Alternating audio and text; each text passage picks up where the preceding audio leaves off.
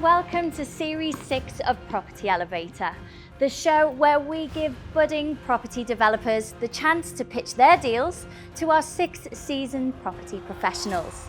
These are John Howard, Ranjan Bhattacharya, Paul Mahoney, Nicholas Wallwork, Hayley Andrews, and Scott Marshall, or who we call our property investment angels. Now, we all know property is not a game for the faint-hearted. With hundreds of thousands, if not millions of pounds at stake, yes, the rewards can be great, but if it goes wrong, it can go very wrong very quickly. I am Scott Marshall, founder and managing director of Roma Finance, one of the UK's leading specialist finance non-bank lenders. In my career, I've done almost 20,000 transactions.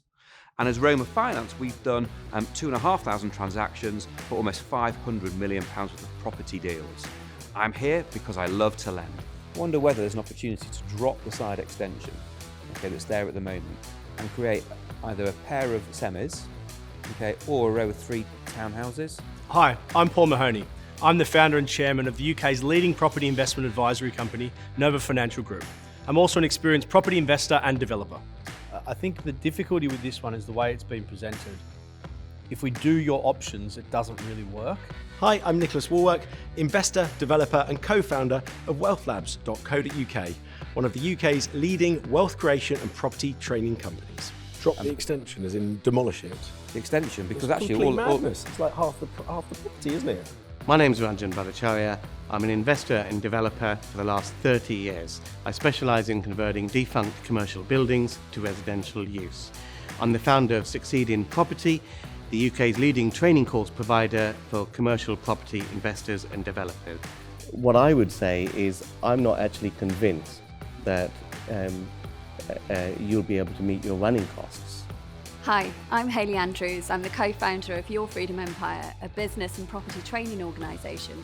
I've been in the industry for 20 years. I'm a developer and property entrepreneur. You're great. You have awesome energy. I feel relaxed you just being here, which is great. Hello, I'm John Howard and I've been a property developer and investor for over 40 years. During that time, I bought and sold over 4,000 properties in 84 different locations across the UK. That makes me the most experienced and most successful angel of them all. Although I wasn't in the studio, you will be hearing from me after each pitch. Enjoy the show. Hello and welcome to episode 2 of Property Elevator. We had some great deals in the last episode and some deals that didn't quite make it. So let's see what we've got today.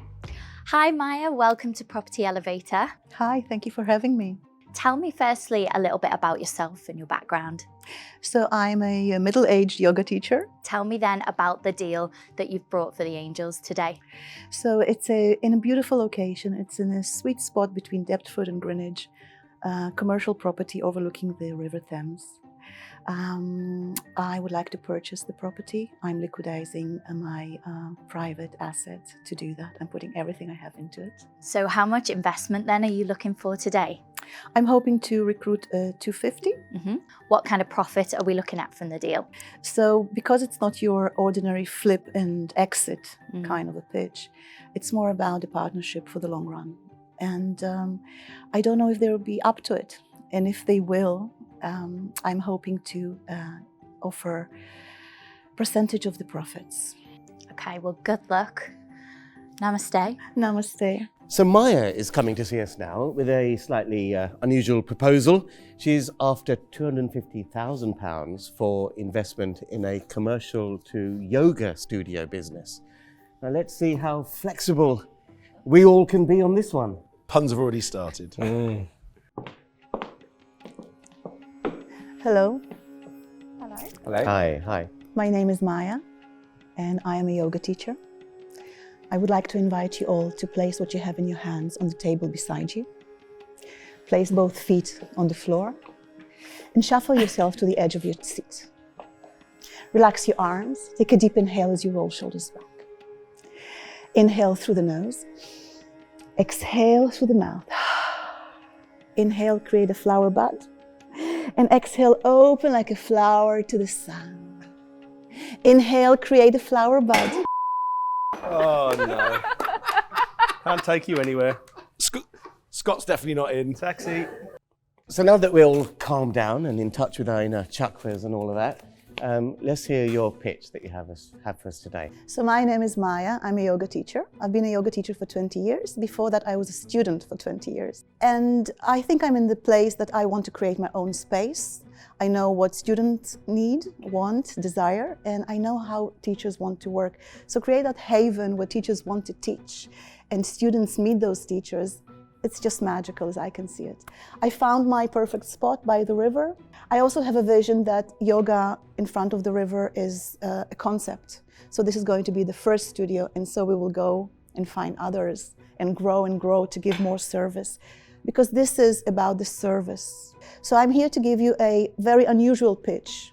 It's not a flip, it's not an exit, it's a partnership. It's investing to make money with a purpose. The studio is 3880 foot square. It's big. It's leveled, it has 2 levels. The first floor will be where we give service in terms of changing rooms, showers and toilets. And the second floor, which is overlooking the river, will be the studio. And we're going to offer all sorts of yoga styles, from hot yoga to children's yoga, elderly yoga, and even yoga for singles, where the community can meet up and really take the love to a different level. What I love about this space is that it's in the sweet spot between Greenwich and Deptford. Greenwich is a very established, old school community, and Deptford is up and coming. It was voted just a few months ago as the coolest high street in the world. Okay? Is that voted by the Deptford people themselves? I think so.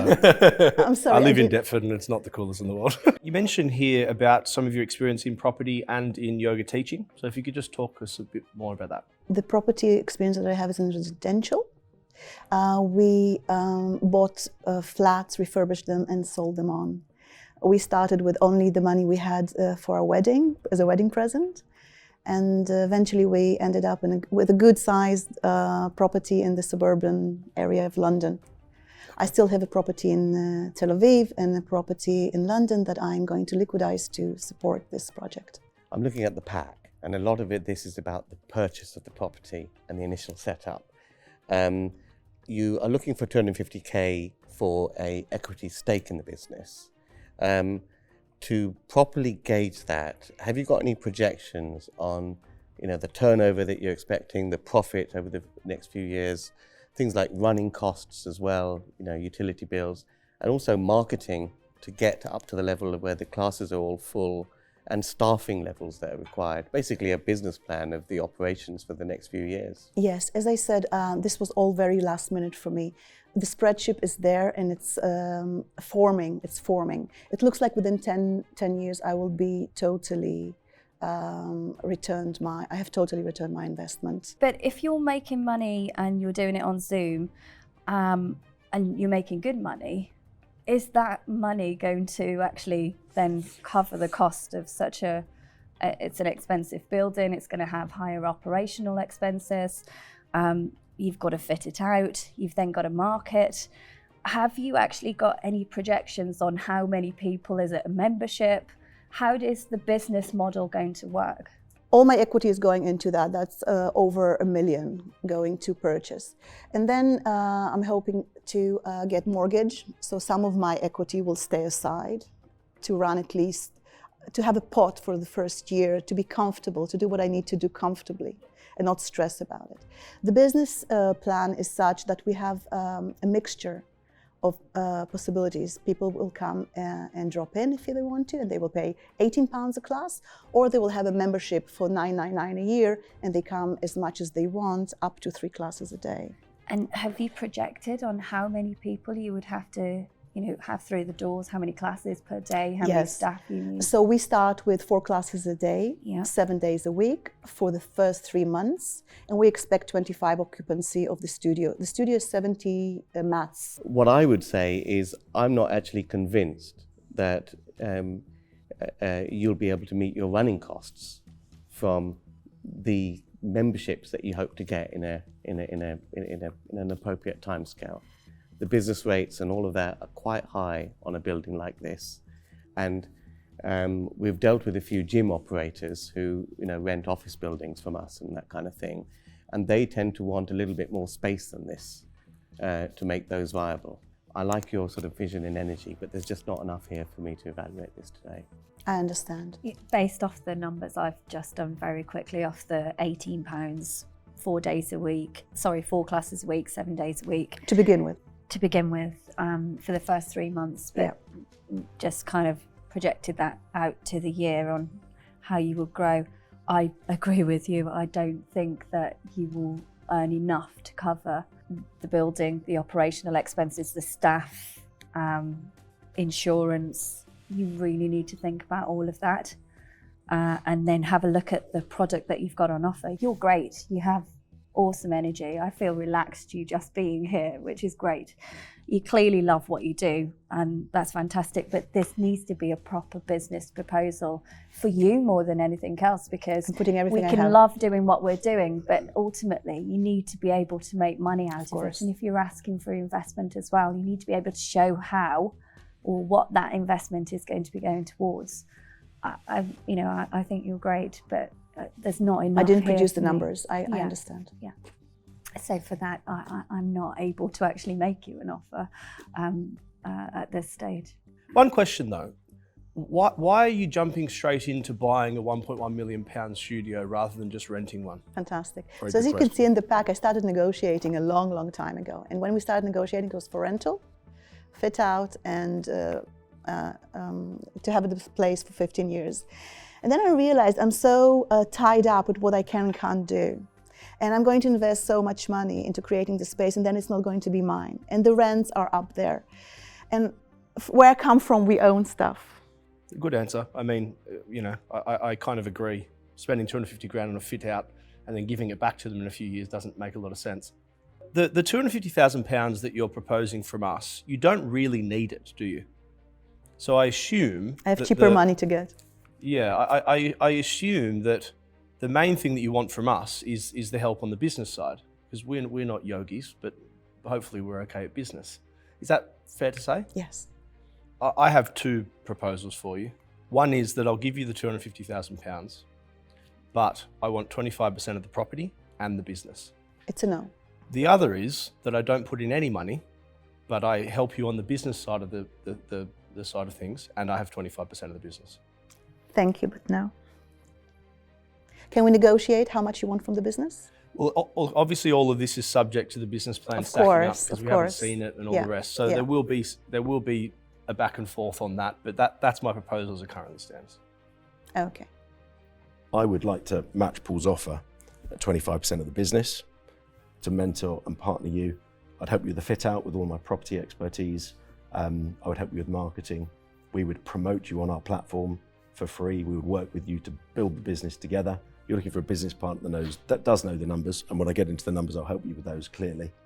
But the marketing, the partnership around mindset, mindfulness, and then using that to tap in also to the market of people that want to become successful. So it's not just for Calm and the side that you're promoting. Actually, if we tap in to use that tool to become successful in your career, in your work, in your investments, that's even more powerful than I believe your model alone or my model alone. I mean, if I can just make a point there, it's very difficult starting a new business. You need to focus on this.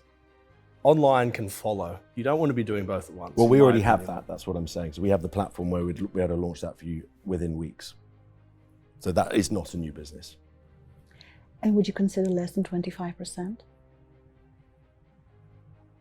What would you be proposing? 5. 5? Yes. But no, I certainly wouldn't be interested at 5%, I'm afraid. Yeah, 5% it doesn't get anyone excited, but 25%, it's half worth it. I understand. I need to You have think. some proper money offered from me. Have a little lot of think. babble from Nicholas. The reason I'm doing it is because I feel that it's the locality, it's the community that we will serve. And so the online presence, which is fantastic, what you described is just really wow. It's not something that is as important to... It is when the next COVID hits or the next lockdown hits. No, that's not going to happen. My model will save you losing your entire business. We have good karma over here, Nicholas. So we will have presence online, and people will be able to join on Zoom if they can't make it physically to the studio. But and keep in mind, we can always I know do how that to do at that some by point. now. Online courses are. I know how to do it as Paul well. doesn't have a clue how to run that. Oh, come on. But I do. Online courses right we through need to COVID. wrap this up. So But I do. you're going with Paul. You're If he is discussing willing equity, to yes? negotiate the, Well, as I say, there'll definitely be some back and forth on the numbers and the Yeah. structure of it all regardless. yeah. Okay. I so we also have a like deal? that you're local, you're familiar with what's going on. We can work together very interestingly on that. Great. Thank you. So the biggest surprise of that one for me is that Paul does hot yoga classes in Canary Wharf. Not for a while, but I have done them, yeah. Not for a while. The truth comes out. It was when you're 18, wasn't it? It was a few years ago. There you go. Cheeky bugger. Look, I think she went with me because I'm more flexible. She's a fantastic yoga specialist, but she doesn't come across as being a businesswoman. No, I appreciate So that would need a huge amount of your I'm a fantastic involvement. I think she made. I honestly think she's made the wrong decision. So now it's over to John. Let's see whether he likes a bit of downward-facing dog. Maya, you are a lucky lady. You came into the show with no figures whatsoever. We had to listen to Nicholas babble on for ages about mindset and goodness knows what else. Paul saw straight through all that and made you what I think is a great offer. Now, you'd never get an offer from me because I'm a Pilates man. I've been doing Pilates for over 30 years, not yoga, but good luck. Hi David, welcome to Property Elevator. Thank you. And so tell me a little bit then about the deal that you've brought for our angels today. We are trying to launch in different phases the Elon Musk experience in terms of small houses. So we want to create a new experience in the UK where we have the equivalent of small houses, which we then build in the UK in large quantities, and then we place those on the market. Okay. Well, I'm going to send you into the room shortly to speak with our angels. Thank Wishing you the best of luck, and I'll chat to you when you get out. You're very kind, thank you. Thanks, David. Thank you very much, thank you. So now we have David Hughes, who's coming to see us for £500,000 to produce modular factory-built housing. All sounds very exciting. Slightly different to some of the pictures that we see. We like equity deals, Ranjan. We like different. We like variety on this show. Absolutely. So bring Variety to is us the spice anything, of really. life, isn't it? Exactly. So let's have him in.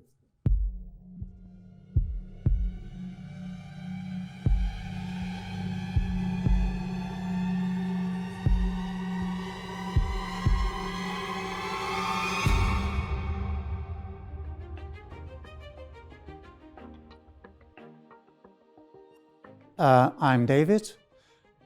I have, for the past 3 years, have been researching affordable housing for the United Kingdom. And I think you'll find the proposition which I'm going to present to you much to your both delight and surprise, because we have conditions in the market globally which require an urgent alternative to housing. The proposal I am about to make to you should generate approximately between 1,000 to 2,000 inquiries for the purchase of our houses. These houses would have, in terms of Model 1, the average price of £99,000, which then could be adjusted by yourselves according to the elasticity which the price will permit. Also, we would guarantee that we build a house within 4 weeks. The proposal I'm going to present to you is interesting because it's phased in different blocks as such. So I guarantee that the first 500,000 are immediately recovered within 60 days. The phase 1 of the project, you fund us with £500,000. From there, we buy a plot of land in Nottingham and we build 4 houses onto that plot of land, and that is repayment to your investment. So you become proprietor of the houses and the plot of land, And then from there, we start generating the promotional buzz across the United Kingdom, and even with the potential to export the house. I have a question about the build costs. How big are these units? About 64 square meters in total. So they have a living room, a bathroom, a bedroom, and a kitchen, of course. Okay, so that works out at what, £170 a square foot or something to build there or thereabouts? Yes, that's correct, yes. So it's not that much of a saving from traditional construction. Yeah, so we have a calculated cost of £99,000 for the one bedroom. I can build that in bricks for £100,000 or there or thereabouts. I appreciate that. However, we still have or is the time factor that is the differentiating factor? Yeah, I mean, this goes not up in necessarily was it 4 weeks, time. you said? Yeah. So okay. The advantage is that currently there's enormous difficulty in sourcing labour.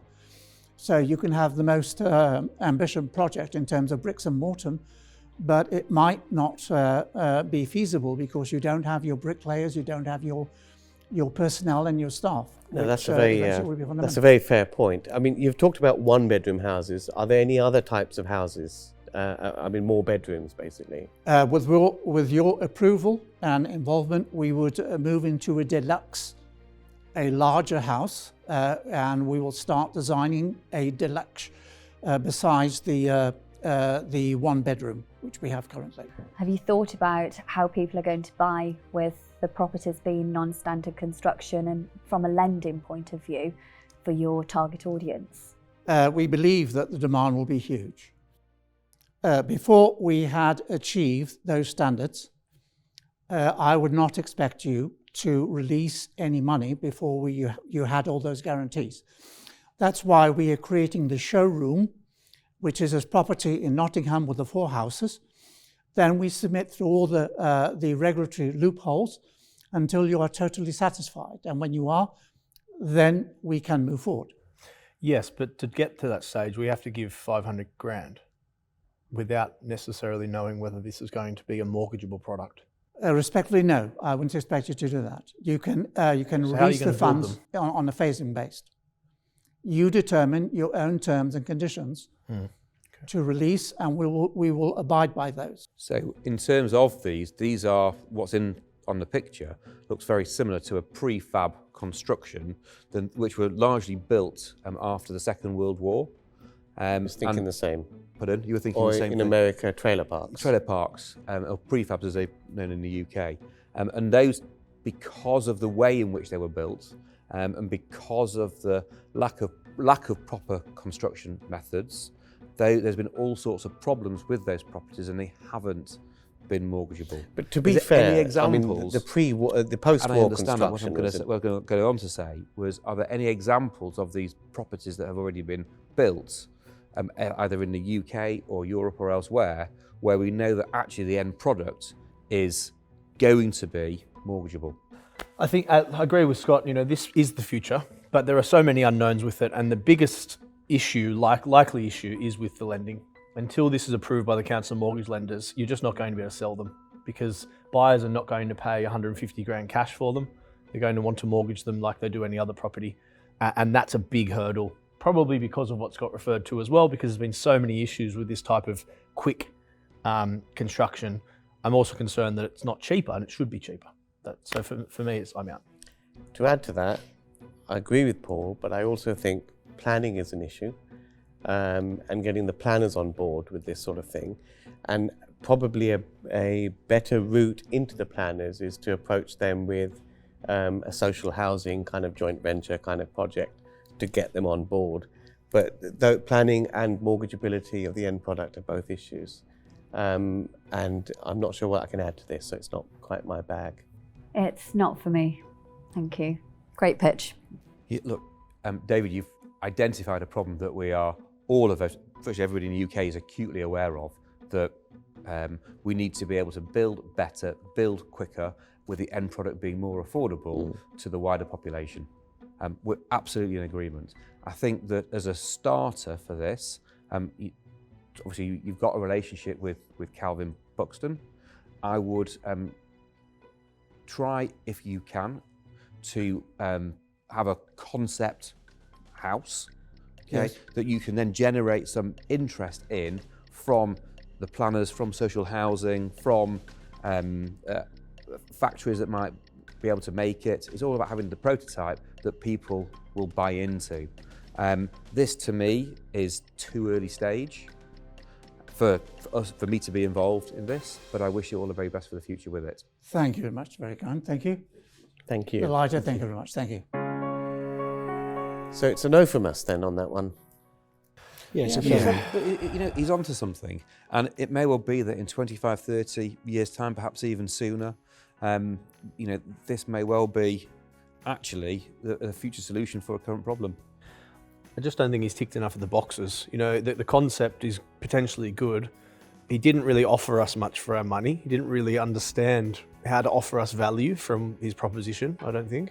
If he'd have done that better and, as you say, had some IP around it, so we were actually buying into the business, for example. That would be different. And having a bigger chunk of it with the potential that, you know, maybe we do sell 4 of them a day and then that's great, we make loads of money, but he didn't pitch it in that way. I mean, His numbers didn't stack up either, because if it's costing him 99,000 to actually get that product, he said that that's not labour included to actually put them up on site. £50,000 for the site with planning is quite cheap, isn't it? And actually, he's not offering equity investment. Actually, what he's looking for is debt, because once he's repaid the 450k.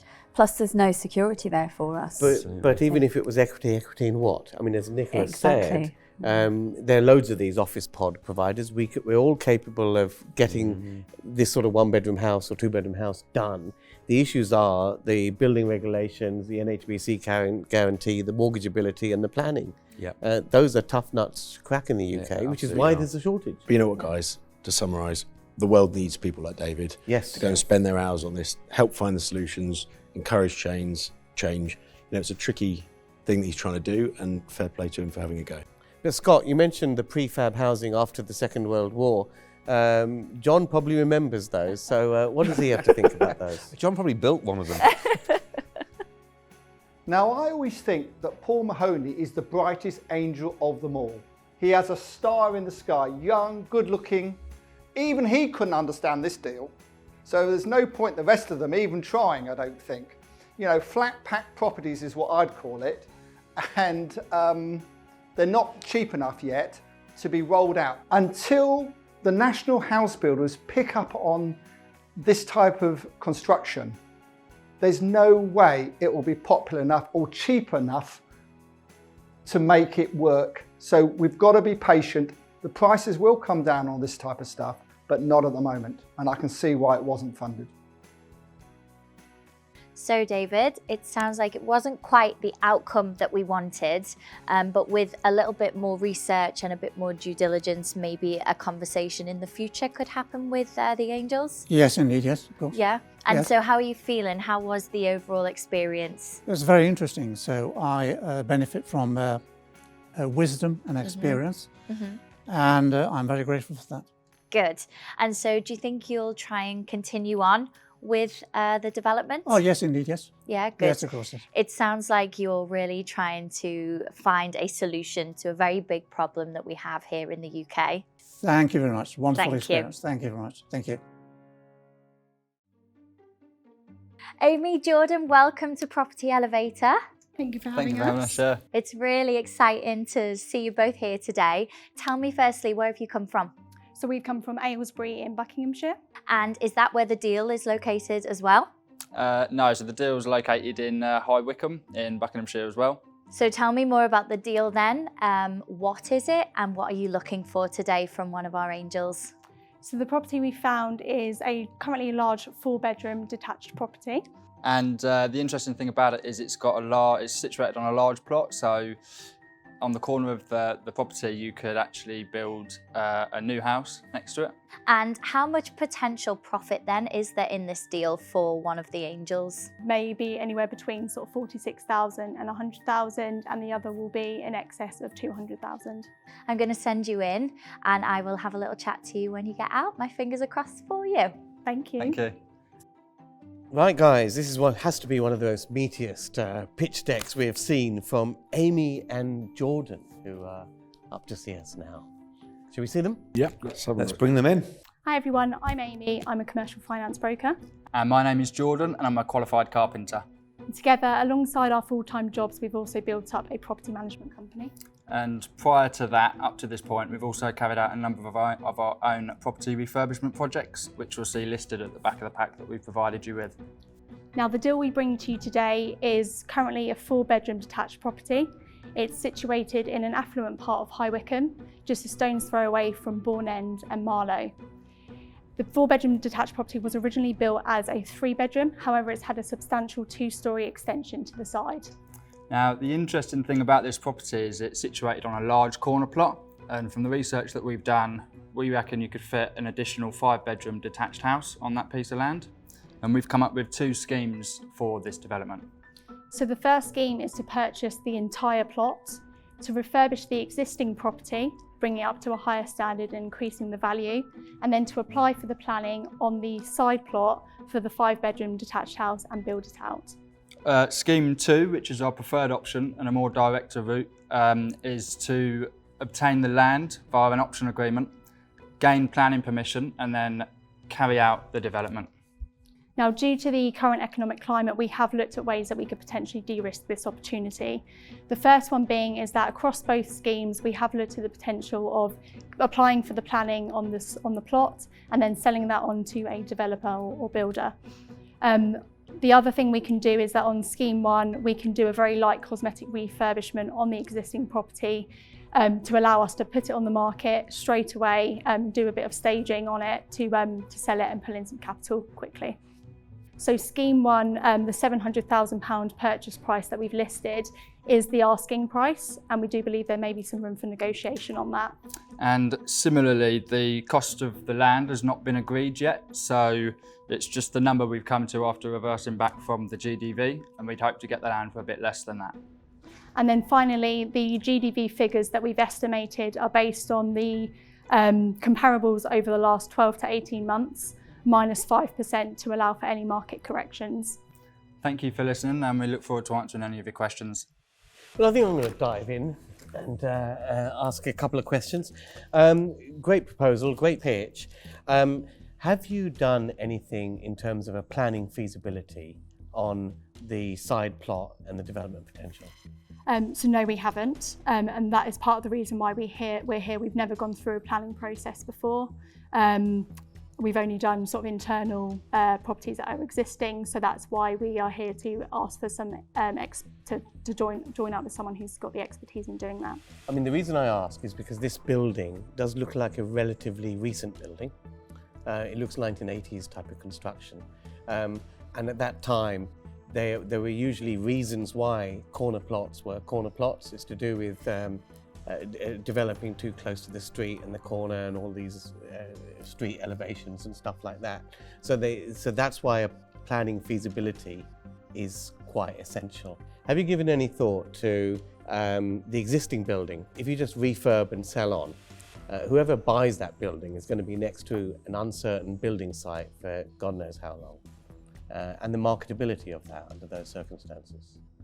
So on the scheme 1, to do the light cosmetic refurbishment, that will be very much a quick turnaround just from our experience of doing refurbishments. So that we could potentially sell that quicker. Before planning has actually been granted, and we're going through that process, so it could. Yeah. But the first scheme, obviously, where we're uplifting the value, that's going to be, the planning application will be in at that stage. So you're right, there may be some challenge in selling that at maybe the price that we want to. On your plan here, there's a plan view. Is that a garage at the back that's part of the plot, or will it have a big enough garden if you go and create this extra big family home next door to the existing one? Yeah, so there is a garage at the back, which is part of the freehold. So that you will have the garage, and along that strip, the gardens are all the same size as well. Okay. So would you be demolishing that garage then to make good garden space, or? It's an option, definitely an option, yeah. Okay. So you mentioned that they've got it listed for sale for 700,000, but you think it's worth about 640. Do you think you'd be able to get it for 640? So I don't think in the current, so speaking to the agent, I don't think in the current, the vendor's not in the currently position to accept the 640 figure, and that's why he's put it up and kept it up at 700. So this property has been on the market since August last year. Okay. It was then reduced to 700 in October, and it stayed like that thereon. However, with the option agreement, and why we thought that might be a good option for the vendor, is because it would allow him to get more money out of his total property by giving him a price for the land, and then he can sell his property on for the 640 figure. When I look at the percentage profits, they look a bit not as attractive as I think they potentially could be. And the reason I say that is you're looking at a house that's probably worth about 650-ish, spending 125-ish on it, but then you've got the GDV at 750. I would have thought that this looks like a bit of a rundown house. If you're spending 130 grand on it, it should be worth more than 750 when it's done, right? No? That's a lot to spend on it, is what you're saying. Yeah, isn't it? it's, That's what I'm saying, yeah. It is a lot to spend on it, yeah. I think we've over-egged some of the numbers purposely, but that's because we're not familiar with this type of project as a total, so we've sort of made it look as attractive as possible, but also understand we don't know everything. How many square foot is the house? 1,657 square foot. And you've got that at £75 a square foot, and I assume that's because you're a carpenter. Yeah. Yeah. Yeah. But then you've got the new build at £250 a square foot, which is very conservative. You should be able to do it for better than that, especially because you're a carpenter. Mm-hmm.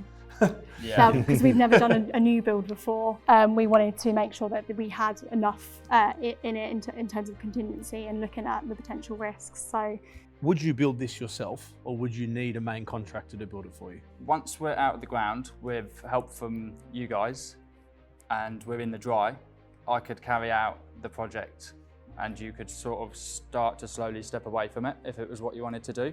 But yeah, I have all confidence in myself. Once we're through the first bit, we'll be all right. So once you're watertight, basically, you can do the fit out. Yeah. Yeah. What's the timescale on this project lead time?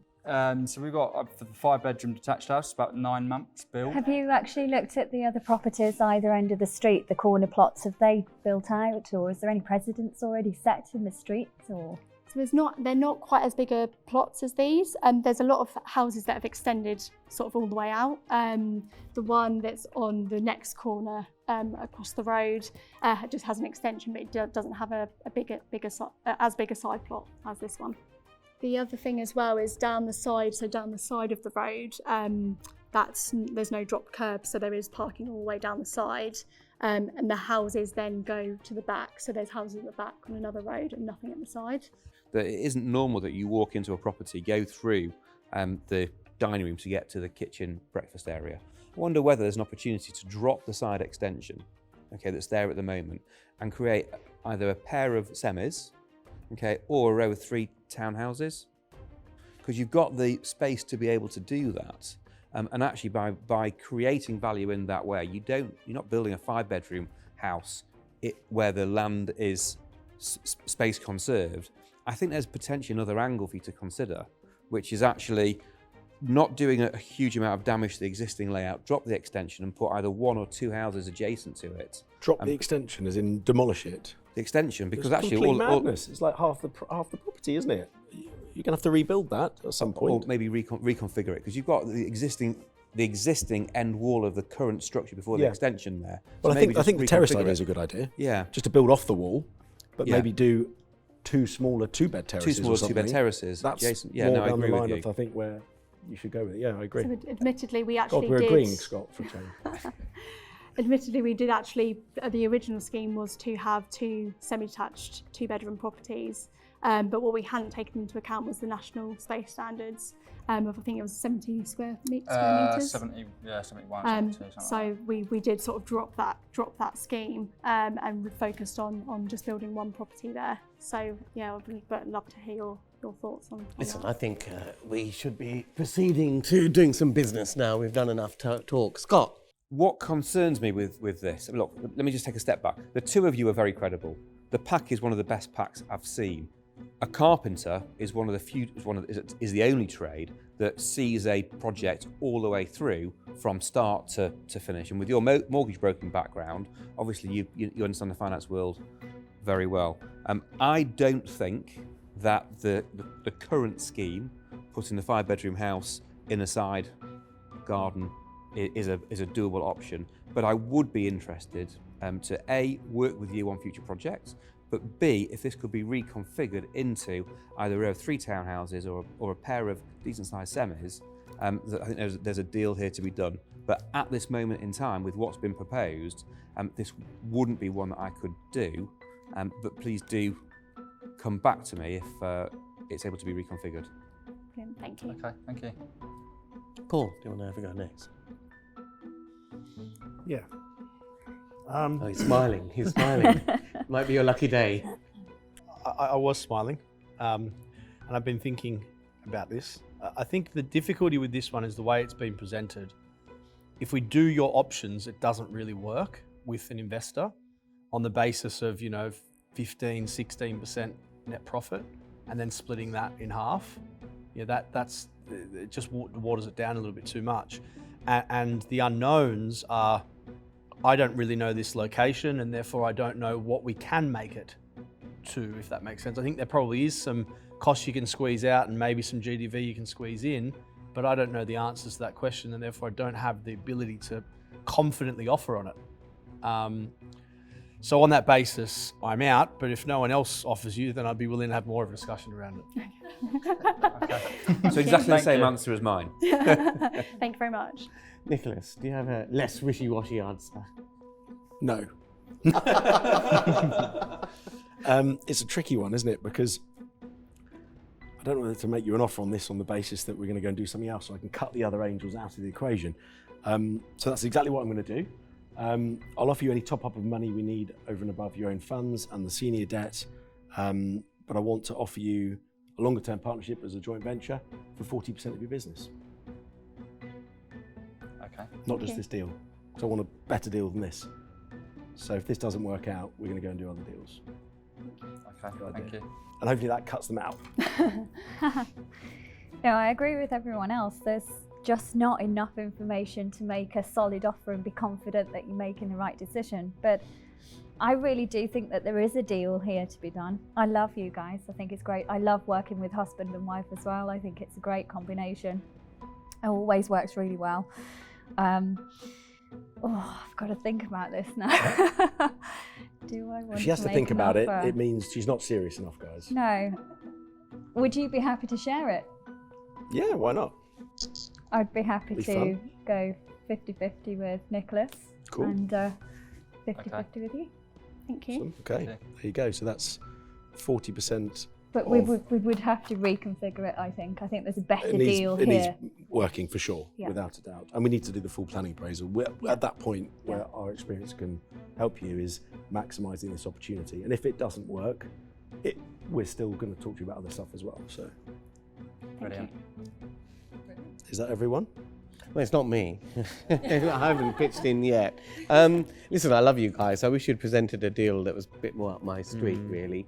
I think you've had a great offer here from Nicholas and Hayley. A great combination to help you guys, and you should take the offer seriously, or the others on the table. Okay, so just to summarise, you got an offer from Nicholas, which is basically 40% for this deal and to invest in your business. Yep. And Hayley is also offering in partnership with Nicholas. Yeah, so it'll be 20% each. Yeah. So 20% each. Any top up of the equity they need. So those are your two offers. What's your decision? Or none of the above? We'd like to accept both your Both of offers you. together. Really looking forward to working with you both. Thank you. Thank you. Brilliant. Well done. Thank you very much. Well, I'm absolutely delighted for you both. Congratulations. Thank you. So tell me a little bit about being inside the room. Were you nervous? Extremely. Yeah. But we did it, and we did it to the best we could, and it worked. Paid off. So it was, it's brilliant. Amazing. And so how does it feel then to have the investment and the back-in from not one, but two of our angels? Amazing. Yeah. Just, means a lot. It's brilliant, absolutely brilliant. So what's the next steps then now for you both?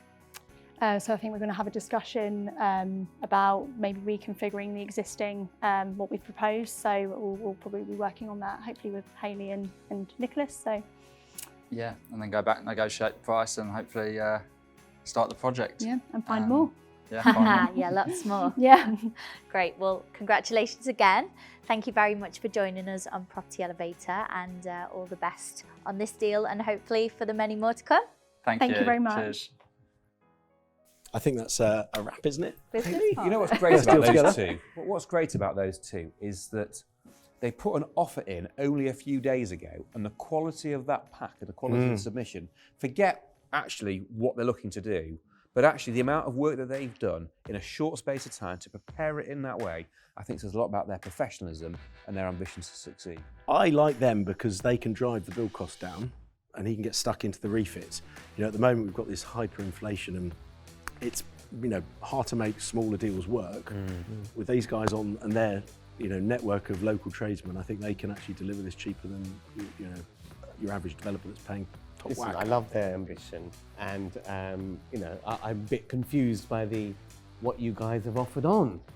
Because they haven't seen the property yet. You know, this is a really fresh opportunity that they're evaluating, and there's no planning feasibility that's been done. No. We haven't got a Scooby-Doo, what you can, or if you can build anything on the side. Why are you being so negative? You're just jealous. They've identified an issue. They've identified a problem. The vendor needs to sell at a certain price. There's definitely a win-win situation there. Just can't quite put my finger on it yet. We'll figure it out but we will figure over it lunch. out, especially together. Well, I don't know about you guys, but I prefer to put my finger on it before I get an offer on something. So let's see whether John would put his finger on this deal. Let's find out. Well, I don't know about you, but I'm a bit confused. I think Nicholas and Hayley are on the wrong show, aren't they?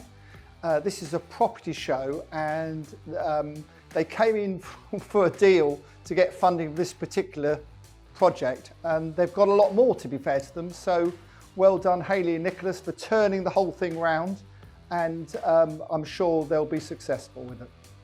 What an episode that was. We had deals, we had drama, everything was going on today. But that's all we've got time for. We'll see you next time.